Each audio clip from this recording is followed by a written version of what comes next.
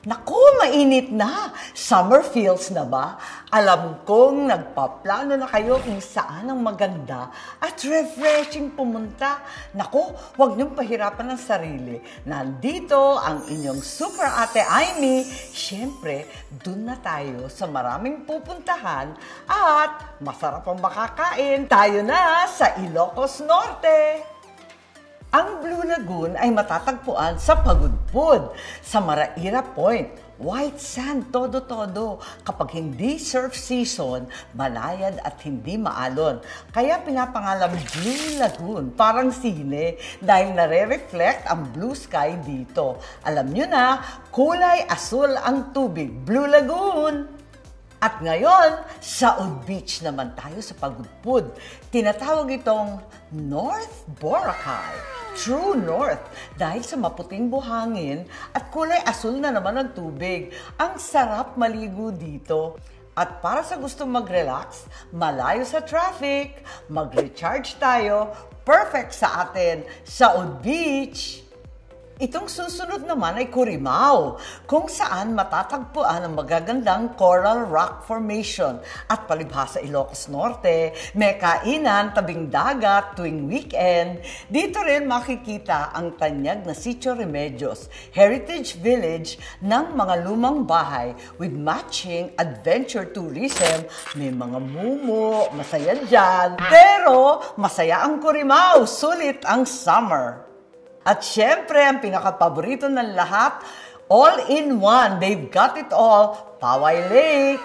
Naku, tamang-tama sa inyo, ang Poway Lake, katabi ng simbahan na makasaysayan at napakagandang World Heritage. Tapos, may malaking-malaking lake sa Ilocos Norte na tinatawag Poway Lake. Isinumpa daw yan, parang Sodom and Gomorrah yung kwento dyan. Nung bata ako, sabi nila yung mga isla dyan, may mga earrings na giginto, may mga corona pa daw, kasi mga tao yan, laki sa layaw. Nagalit daw ang Diyos, nagkaroon ng malaking lindol at bumukay yung lupa, kinain sila, naging lawa.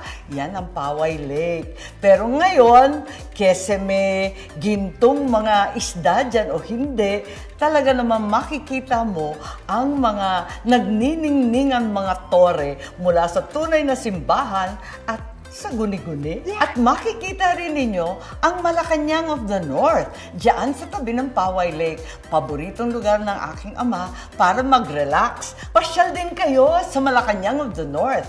Ayan ang pinatayo ng tatay ko kasi paborito niyang lugar, ang Poway Lake. Punta rin kayo diyan, may mga naka-display at blackmail pictures namin nung bata kami. Matatawa kayo.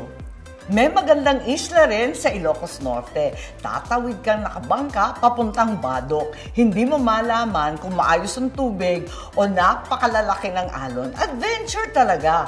Bonggang scuba diving at meron pang surfing at Robinson Crusoe ang drama at walang nakatira biskisino dyan sa islang yan. Ang ganda-ganda, puting-puti. Hindi lang magagandang beach ang meron sa amin. Meron din mga waterfall na isang katutak. May mga kuweba. Kaya lang, dapat masipag mag-trekking. Kasi 87 na talampakan ang taas ng Cabigan Falls. Taas-taas talaga. Mapapagod ka. Na-imagine ba ninyo kung gaano kalamig dito? Ang sarap tumalon dyan kapag galing sa napakahabang trekking. Siyempre, kapag pupunta na rin sa Ilocos, dadaan kayo sa food capital, ang aming bayan ng Batak. Nako, andyan na yung Ilocos Empanada, yung Miki, yung bagnet, at kung ano-ano pa. Masarap, longganisa. Ay, meron pa kaming mga bastos na pagkain. Alam na ninyo yan. Yung, ano nga ba yan? Poki-poki, ayan na, kabatiti. Nako! At kakainin lahat yan sa Kangkang Cafe sa may windmill. Pangit sa tenga, pero masarap, promise. At ano pang hinihintay natin? Let's go!